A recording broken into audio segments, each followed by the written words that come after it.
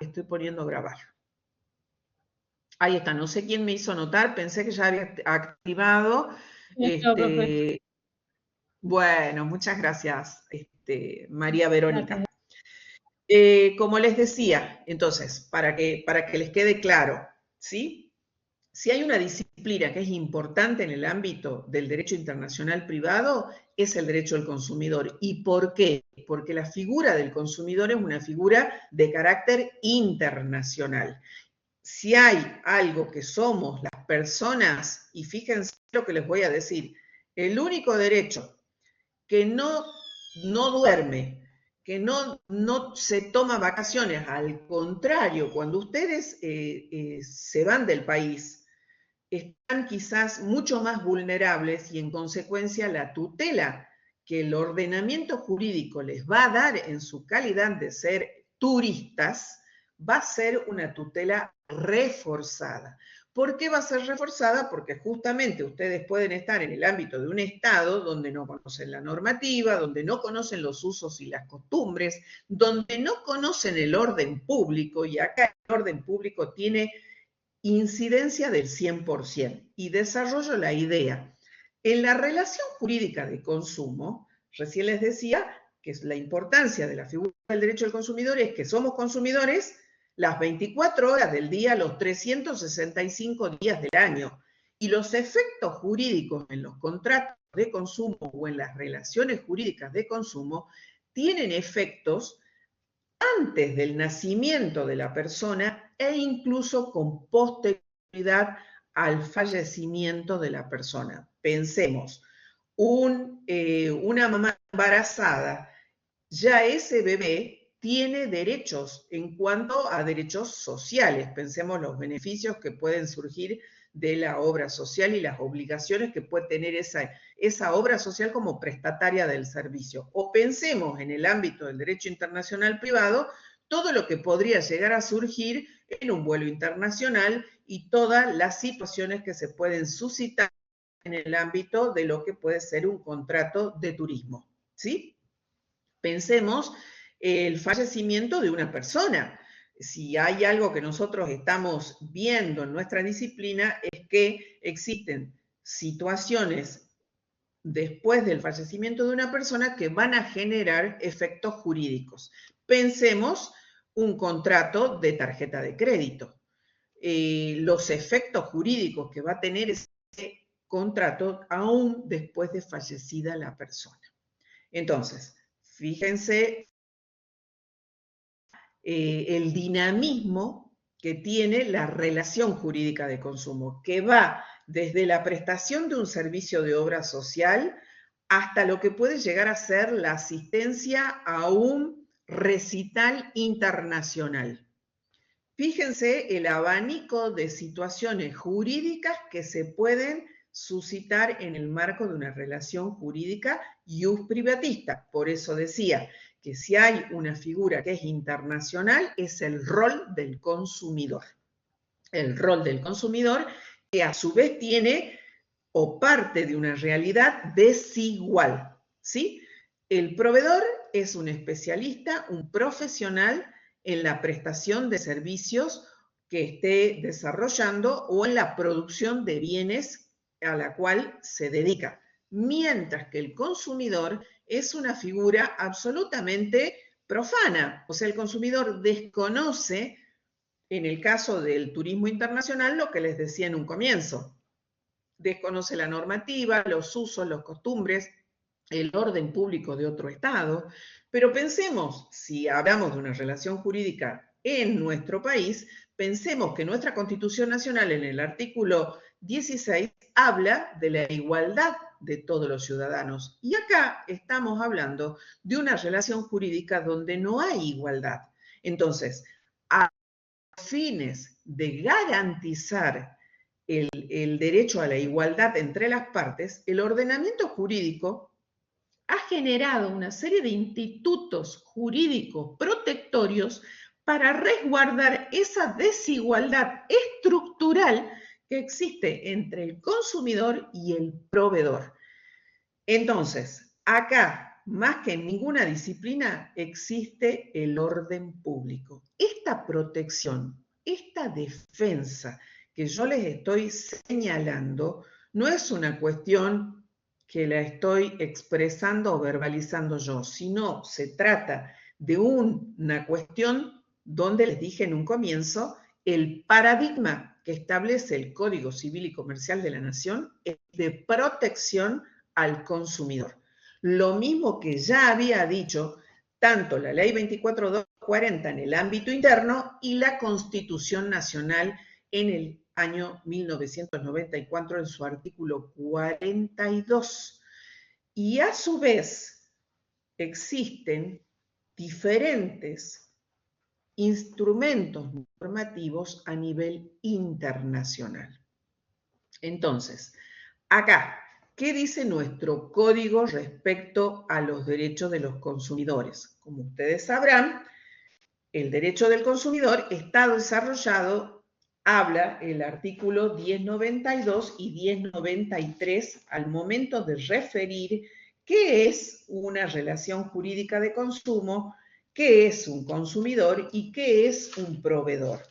Y a su vez, ¿sí? Va a hablar de relación de consumo, de contrato de consumo, de la interpretación y la prelación normativa, y luego va a hablar de la formación del consentimiento, de las prácticas comerciales abusivas. Yo les acabo de decir que la relación jurídica de consumo tiene una especial singularidad y es la desigualdad entre las partes. Ustedes imaginan, recién les decía yo que también en la sociedad de consumo hablamos de una sociedad estandarizada. Uno de los principales estándares que hay es el contrato de adhesión. Ustedes si mañana o pasado van a firmar un contrato de alquiler, por ejemplo, partimos de la idea de una igualdad entre las partes, ¿sí? Entre ese locador y ese locatario y hasta un cierto punto, ¿sí? De esa igualdad, porque muchas veces ante la necesidad de, a lo mejor, y los pocos inmuebles con los que se cuentan, muchas veces los locadores a veces se encuentran en una situación de cierta preeminencia con respecto al inquilino. Hoy por hoy casi todos los contratos son contratos de consumo.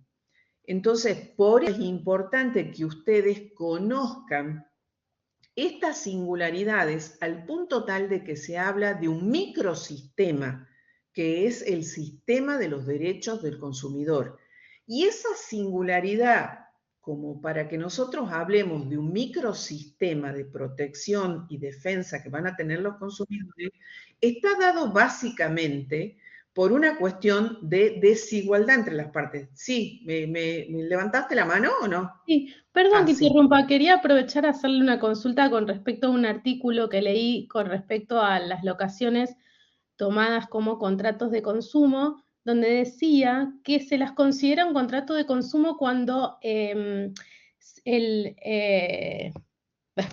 me fue la palabra. Cuando Cuando interviene el una que, inmobiliaria. sí, cuando se trata de una inmobiliaria o alguien que se dedica al negocio de los alquileres, ¿es así? Sí, es así y le digo más, no solamente cuando interviene una inmobiliaria, por eso yo recién decía Claro, cuando es que un particular también, también. y puede darse el caso, porque hay particulares que han hecho de la locación una empresa, una mini empresa. Fíjense que hay muchos propietarios que tienen 4 o 5 propiedades y que esto ya les da un especial estatus en relación al consumidor. Estatus digo porque ya esa actividad no es una actividad casual, sino una actividad profesional y que está marcando una diferencia entre ese consumidor, que es un consumidor profano, que desconoce la normativa, que desconoce leyes, porque en el derecho del consumidor hay un paradigma que se da vuelta en cierta forma. ¿Ustedes alguna vez escucharon ese paradigma que dice el derecho se presume conocido? Bueno, en el derecho del consumidor eso no existe, porque en el derecho del consumidor el derecho se presume no conocido por el consumidor.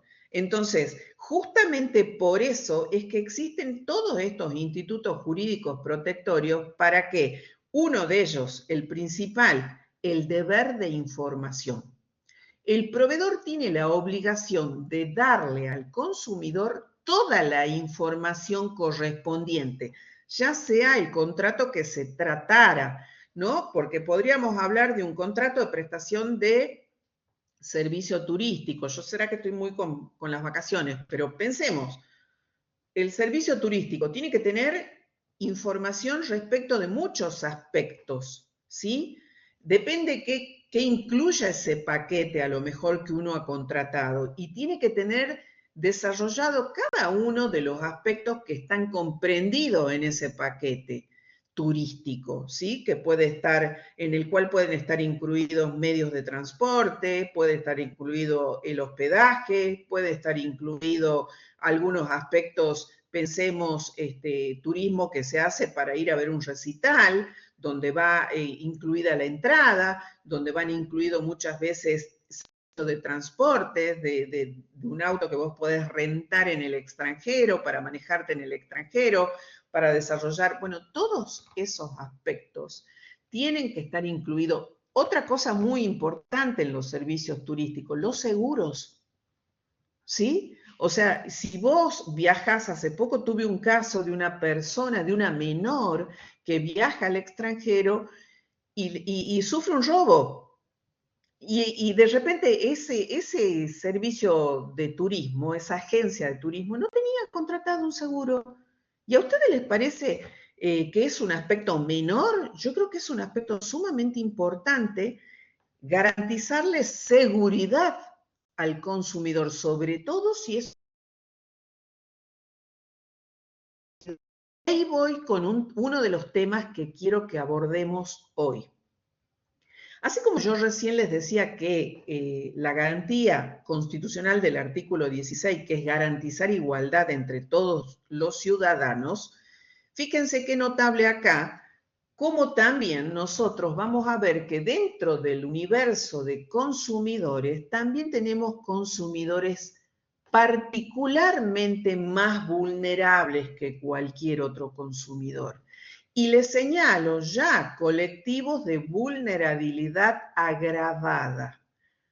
Por ejemplo, personas con discapacidad, mayores adultos, menores, personas pertenecientes a colectivos LGTBIQ+,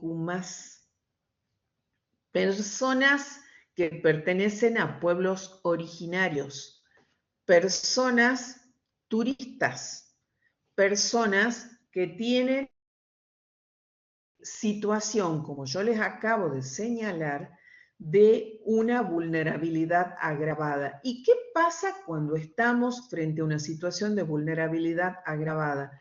Inmediatamente el ordenamiento jurídico, ¿qué va a hacer? Va a proveer de institutos jurídicos protectorios, va a brindarle a ese consumidor una tutela reforzada, ¿sí? Porque de lo contrario, ustedes imagínense, yo soy tan consumidora como una persona discapacitada, pero esa persona discapacitada ¿está en un pie de igualdad que yo? Claramente no, porque esa persona está en una situación de vulnerabilidad agravada. Y acá les menciono que justamente el instrumento que se ocupa de darle protección a los consumidores que se encuentran en situación de vulnerabilidad agravada es la resolución 36 del año 19 del Mercosur. Los invito a todos que lean esa resolución porque tiene una especial relación con todos los temas que venimos hablando, no solo con respecto a los consumidores, sino también cómo resuelve la situación. Cuando ustedes analizaron y leyeron las pautas de interpretación para la unificación del Código Civil y Comercial de la Nación, que nosotros lo tenemos como material de lectura, que lo tienen ustedes subidos a la plataforma, y que es el comentario que hace la doctora Aida Kemelmacher de Carlucci, uno de los aspectos que les señalamos desde la cátedra es que a diferencia del Código de Vélez, que era un sistema mucho más rígido, mucho más cerrado, mucho más sistematizado, el Código Civil y Comercial de la Nación toma otra pauta de interpretación y lo hace a través de principios. Cuando ustedes lean esta resolución, que yo les recomiendo que la lean y que la tengan muy en cuenta, porque, vuelvo, no es ni más ni menos que el correlato de lo que les acabo de decir, que nuestra disciplina va a vincular la manda constitucional, en este caso artículo 42 de la Constitución Nacional, en relación a lo que son los derechos del consumidor, y va a vincular también los tratados internacionales de derechos humanos que en este caso están previstos. Yo les acabo de nombrar colectivos de vulnerabilidad agravada, mayores adultos. En el artículo 75, inciso 22, está la Carta de Protección para Personas Mayores Adultas. Les acabo de hacer mención, los niños, la Carta Internacional de la Convención Internacional de Protección de los Derechos del Niño, con su paradigma. ¿Cuál es su paradigma de protección? El interés superior del menor. Fíjense cómo va de la mano con lo que les acabo de decir. Si existe una relación jurídica cuyo integrante es un menor, esa tutela o esa protección que ya tiene naturalmente en el marco de una relación jurídica de cómo se va a ver robustecida, fortalecida. ¿Bajo qué parámetro? Bajo el interés superior del menor. Es decir, yo no puedo ir a un derecho que sea una reducción de derechos, porque justamente uno de los principios que va a establecer esta carta, esta resolución 36 del año 19, que habla de los derechos de los consumidores y de los consumidores con vulnerabilidad agravada, habla justamente de la pauta de progresividad y no regresividad, que no es ni más ni menos que hablar de los principios pro homine. Quiere decir que cuando nosotros tenemos un consumidor, todo lo que de alguna manera exija como tutela, como protección, va a ir en una dirección, que es progresividad y no regresividad. Ninguna situación puede ser resuelta en un reconocimiento que significa un retroceso, sino todo lo contrario. Debe ser progresivo. Y esa situación de progresividad va a estar vinculada básicamente con una cuestión de tutela especial que va a tener que tener ese consumidor. Entonces, me parece importante que ustedes, a su vez, yo les acabo de decir que el capítulo especial de lo que son los contratos de consumo inicia con el artículo 1092 y concordantes. Pero a su vez, en el capítulo específico que se ocupa del derecho internacional privado, en la sección 12 refiere a los contratos de consumo y establece específicamente cuál va a ser la jurisdicción y cuál va a ser el derecho aplicable, que son los dos puntos esenciales de nuestra disciplina.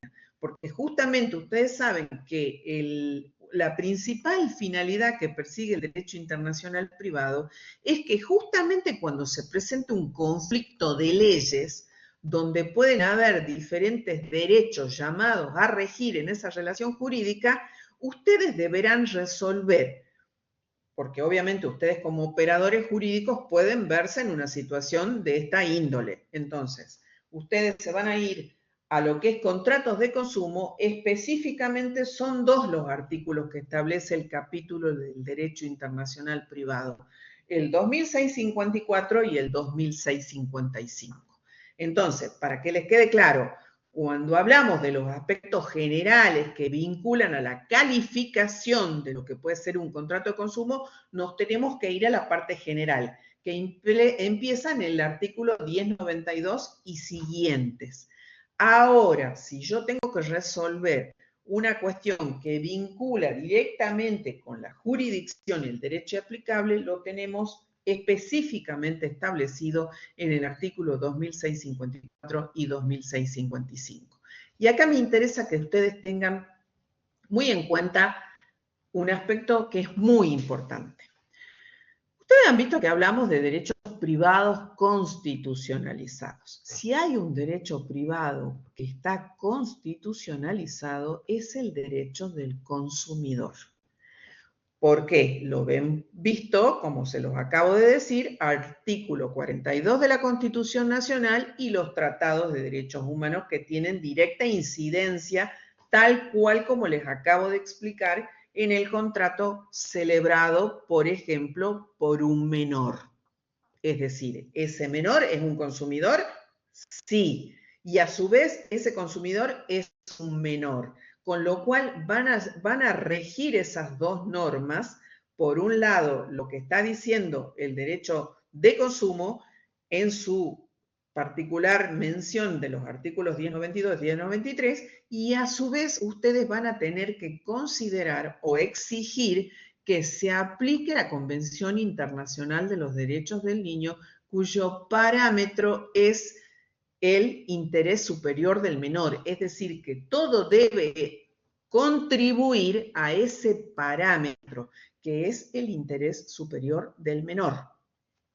Entonces, eso es importante, como también les acabo de decir, que en el marco de una relación jurídica de consumo se establece que es el proveedor quien va a tener la mayor cantidad de obligaciones en relación al consumidor, lo que no ocurre normalmente. Ustedes fíjense que si ustedes van a hacer un reclamo, o al menos me pasa con muchos casos, clientes que me comentan, pensemos una situación en un banco, pensemos una situación en una compañía de seguros, generalmente la empresa trata de eludir su responsabilidad. Pero ustedes deben tener en cuenta que la responsabilidad en el marco del derecho del consumidor es objetiva.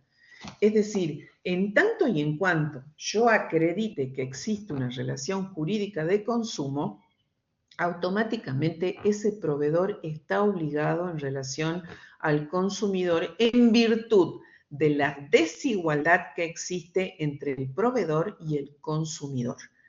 Si yo debo garantizar igualdad entre las partes, yo debo partir de la premisa que en el derecho del consumidor esa igualdad no está observada desde el momento inicial de la relación de consumo.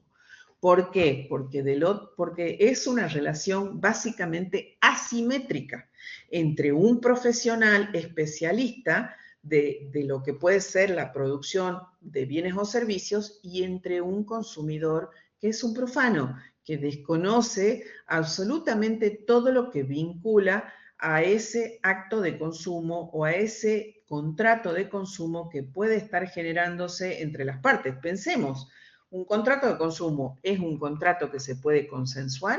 Ustedes, por ejemplo, le quieren dar el alta del servicio, de un servicio bancario. Ustedes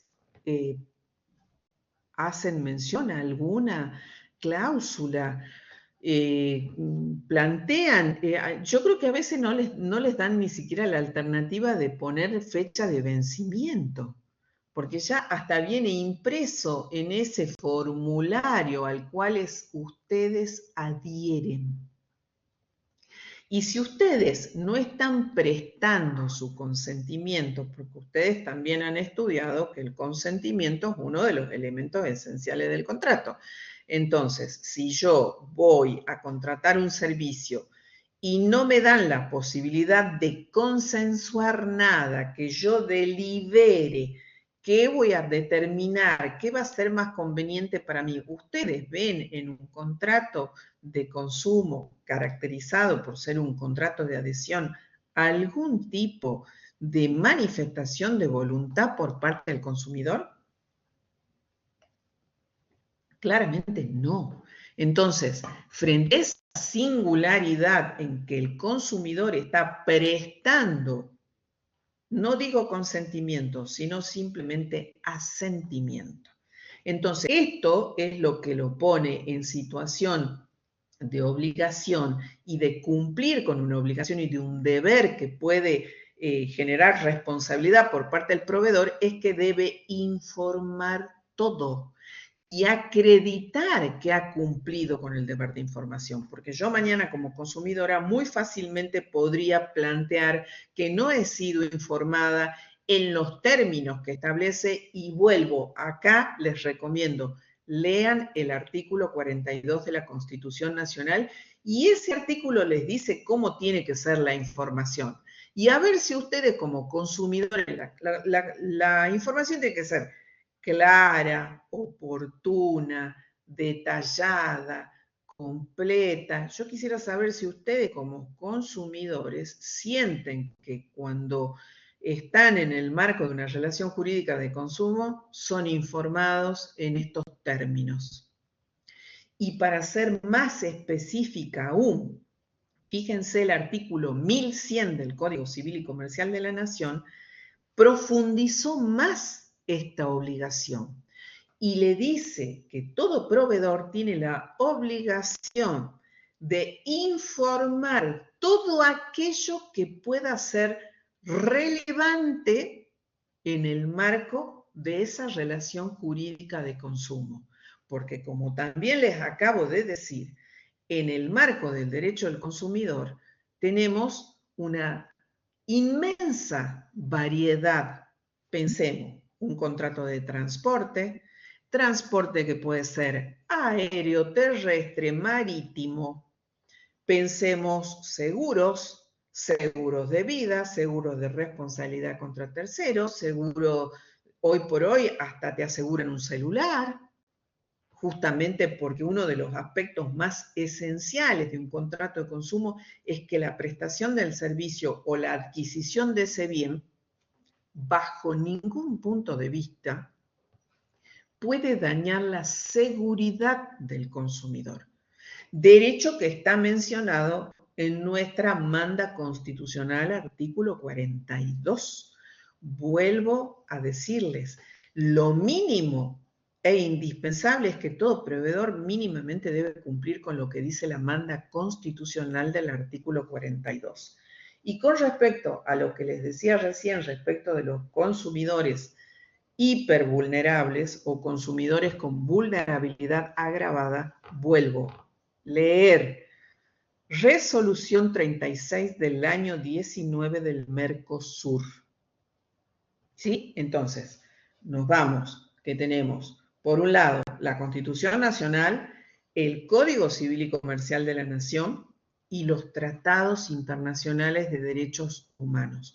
Esas normas, absolutamente todas, van a dialogar, por eso se llama esto de que venimos escuchando el diálogo de fuentes. ¿Qué es el diálogo de fuentes? Es que justamente la relación jurídica de consumo o la relación jurídica iusprivatista va a tener la influencia o va a tener la aplicación de 3 leyes o de 4 leyes, dependerá el caso, donde todas esas normas van a tener que dialogar en un sentido. ¿Y el sentido cuál es? El sentido es de protección a la parte más débil de la relación jurídica, que en este caso es el consumidor, ya sea el consumidor nacional o ya sea si se tratara de un contrato a nivel interno o ya sea que se tratara de un contrato a nivel internacional, que son los que acabamos de decir y de mencionar en los ejemplos que más o menos les decía respecto de lo que puede ser, que es muy común, ¿no? Porque por otro lado, también se los resalto, el contrato electrónico. Hoy por hoy muchas de las contrataciones se hacen a través de Internet. Contratos de modalidades especiales.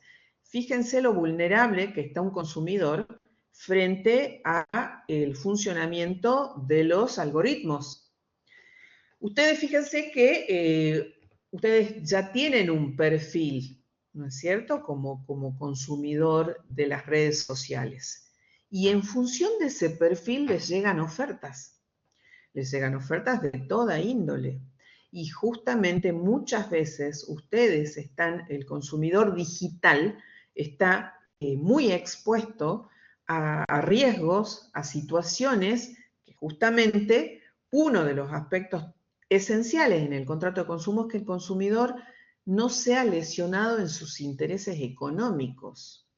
Fíjense, yo les acabo de decir, el algoritmo que ustedes tienen ya les va a ir como orientando ciertas ofertas, ciertas propuestas comerciales, ciertos que, vuelvo, el consumidor es como captado de manera sin siquiera, o sea, fuera del local comercial.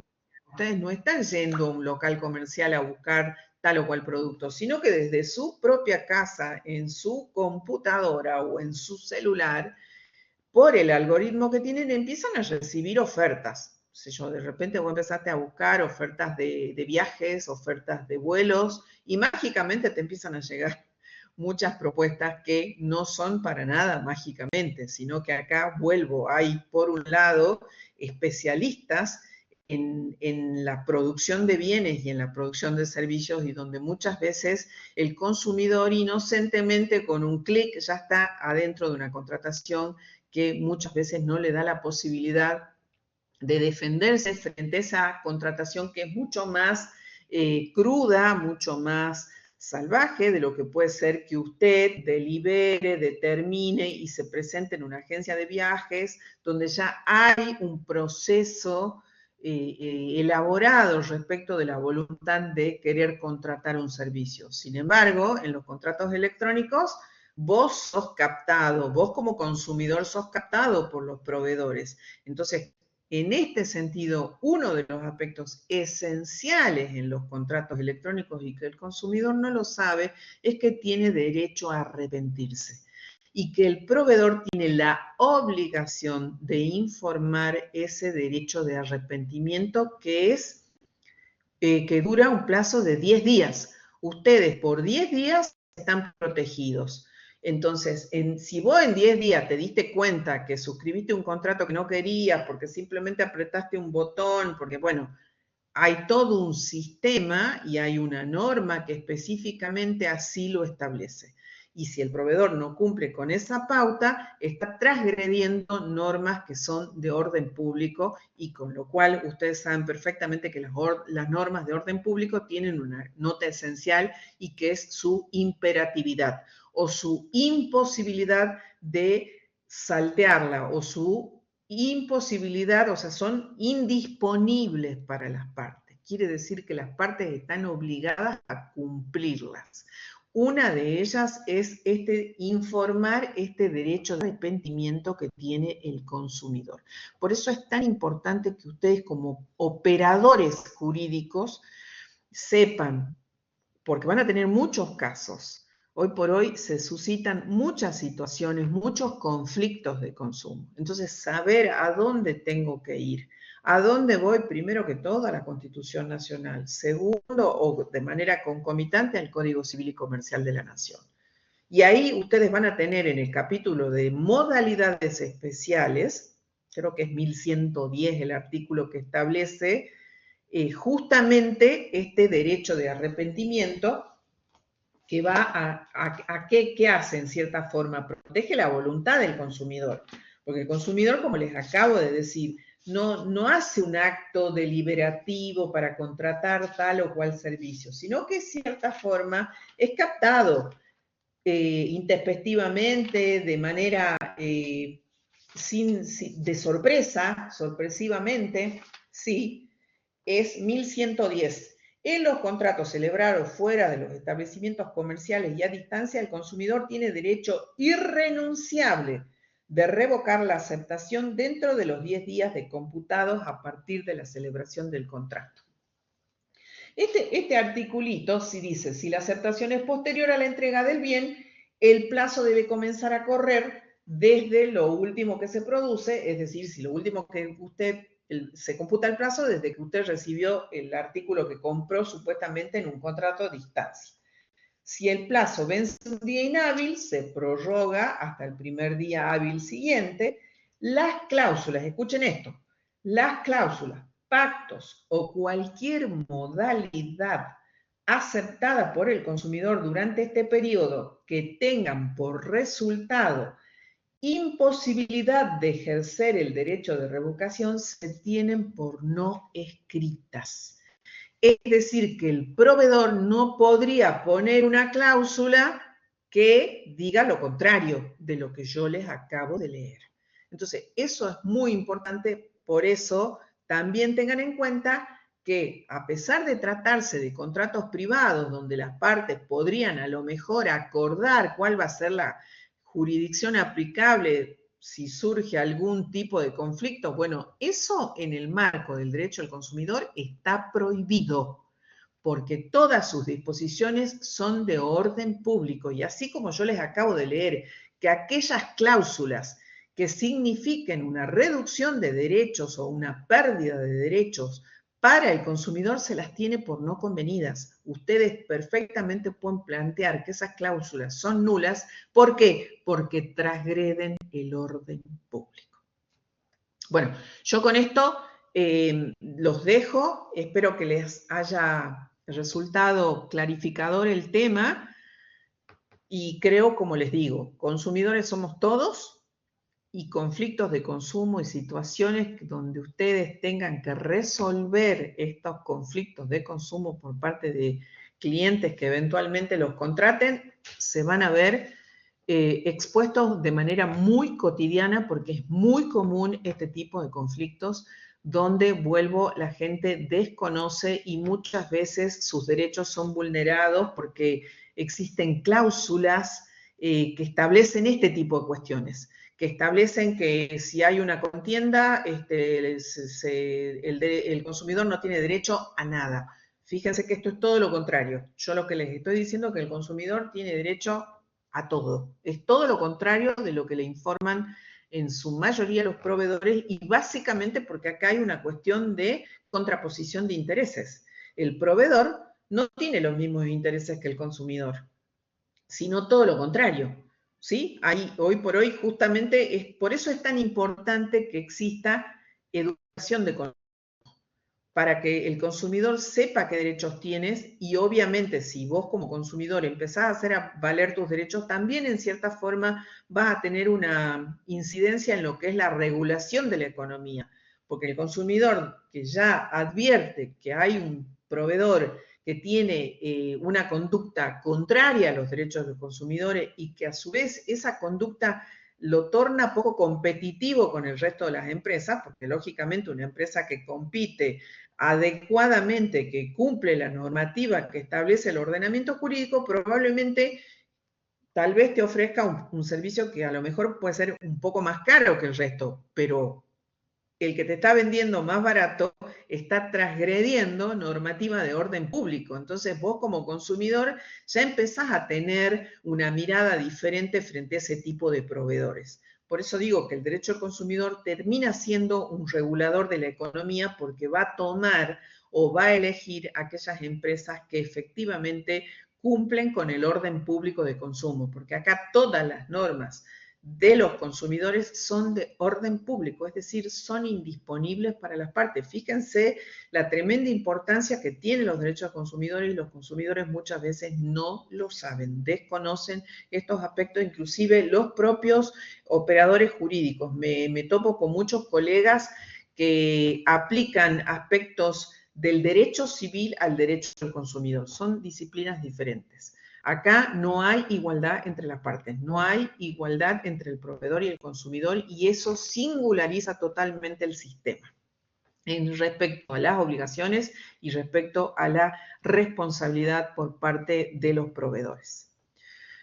Bueno, hasta acá lo que hablamos. ¿Les queda alguna duda? ¿Tienen alguna pregunta que quieran hacerme? Hable ahora o calla para siempre. Sí, profe. No calla para siempre. Saben ustedes que pueden preguntar. No, Sí. estuvo muy, muy clara la clase, muy buena.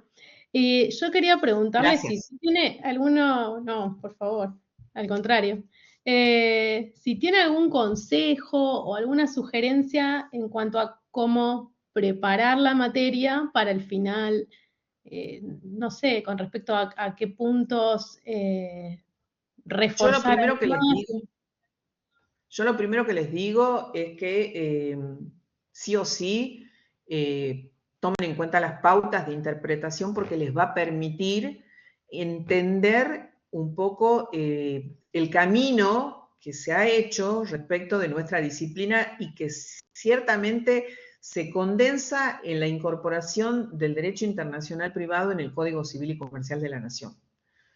Las pautas de interpretación a ustedes les va a dar bueno, se llama nada más y nada menos que pautas de interpretación, y no es casual que se llame así, ¿sí? Porque la unificación del Código Civil y Comercial de la Nación recepta el trabajo de la jurisprudencia y de la doctrina. Entonces, es como el último, diría, el último paso en lo que es la evolución del derecho. Entonces, las pautas de interpretación, aunque a veces ustedes crean que, ay, no, me parece que no tiene mucha incidencia, tiene y mucha. Otro aspecto, entonces, fundamental, saber qué dice el código respecto de los contratos o de la relación jurídica de lo que ustedes estén hablando. Respecto de la parte general, que es lo que entra en el parcial, ustedes tienen que saber, para mí, una cosa esencial, es la estructura de la norma del derecho internacional privado, que es por antonomasia la norma indirecta, que tiene una estructura específica, ¿sí? Ustedes ya saben, por ejemplo, el corregido parciales, donde me ponían, por ejemplo, que el fraude a la ley era la alteración que de las partes que se ponían de acuerdo para eludir la aplicación del derecho extranjero. ¿Eso está bien? No, está incompleto, porque hay un aspecto fundamental. ¿En qué se ponen de acuerdo las partes? En alterar el punto de conexión. Y eso es un aspecto inherente o típico del derecho internacional privado. Entonces, no es que se ponen de acuerdo para eludir cualquier cosa. No, se ponen de acuerdo maliciosamente, hacen una maniobra fraudulenta. ¿Para qué? Para alterar el punto de conexión, que es lo que me va a dar la posibilidad de modificar el derecho aplicable. ¿Sí? Entonces, para mí la parte general también reviste carácter esencial porque es como la matriz del derecho internacional privado. Y después, cuando ya ven cada una de las disciplinas, que a mi criterio uno de los contratos más importantes es el contrato de consumo, por toda esta caracterización que yo les acabo de hacer de lo que es una sociedad de consumo. La sociedad de consumo es algo internacional, no es algo inherente a Salta. Por supuesto que Salta o la República Argentina, yo hablo de Salta porque estoy en Salta, pero hablemos de la República Argentina, no es algo inherente a nuestro país. Si hay algo que somos, es internacionalmente, potencialmente consumidores, porque nos vemos expuestos constantemente a relaciones jurídicas de consumo, que van a generar la intervención del derecho internacional privado en el marco de lo que acabamos de ver: Constitución Nacional, tratados internacionales de derechos humanos y, obviamente, Código Civil y Comercial de la Nación. Entonces, esto tiene que estar bien claro para ustedes. Yo he tratado de ser lo más clara posible, espero haberlo logrado en cuanto al diálogo de fuentes, ¿sí? Parece algo complicado a veces cuando uno lo expresa, pero cotidianamente es algo que se aplica constantemente, ¿sí? Por la internacionalidad de la relación jurídica de consumo. No es algo, por ahí capaz que es hasta más rebuscado, que yo me case con un inglés y que el inglés nos vamos a vivir a África. Eso es más, no es algo que no vaya a suceder, pero es algo más excepcional. Sí, en cambio, es muy común que yo me vaya de vacaciones a Europa con mis 2 niños y resulta ser que me vea expuesta. Eso es algo bastante común y cotidiano. Y exige saber, como operador jurídico, de qué manera se va a resolver ese conflicto de consumo. Bueno, no sé si aclaré un poco su duda. Sí, perfecto. Gracias. Vean las clases y, por supuesto, con total libertad hagan las preguntas que sean necesarias antes del examen, porque en el examen ya saben que no pueden hacer preguntas ustedes, las preguntas las hacemos nosotros. Entonces, el momento de hacer todas esas preguntas es antes del examen. Bueno, aprovechen esa posibilidad, ¿sí? Bueno, como les decía, creo que estamos ya en tiempo de ir terminando la clase y cualquier duda, yo no tengo problema, me la hacen llegar y los resolvemos, ¿sí? Aclaramos. ¿Ninguna Perfecto, muchas duda? gracias. Bueno, que tengan una linda semana y nos vemos en el examen entonces. Muchas gracias. Nos vemos. Adiós. Hasta luego. Adiós. Adiós.